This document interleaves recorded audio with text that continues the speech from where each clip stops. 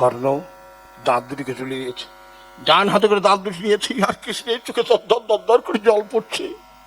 কর্ণ বলতে, হে ভগবান, আমার জীবন আজ সফল হলো, আজ গোবিন্দের নয়নে ঝরে পড়ল। গোবিন্দর নয়নে ঝরে পড়ল। কর্ণকে বলছে, কৃষ্ণ বলছে, কর্ণ তুমি তো কোনোদিন আমাকে কিছু চাওনি, একটা কিছু চাও। তো আমাকে চাইবো? তো যে হ্যাঁ তুমি যা চাইবে তা চাই দেবো। বলছে, প্রভু আমি তো মরিয়া যাবো, তার আমার এই নশ্বর দেহখানা তুমি যেন সৎকার করো। কৃষ্ণ বলছে, কথা দিলাম তোমার দেহটা আমি সৎকার করব। তো যে হে গোবিন্দ, আমার দেহটা যেখানে চিতা জ্বলবে সেই চিতাতে কোনোদিন যেন কোনো লোক না পড়ে। বলো তুমি কোথায় চিতা জ্বালবে?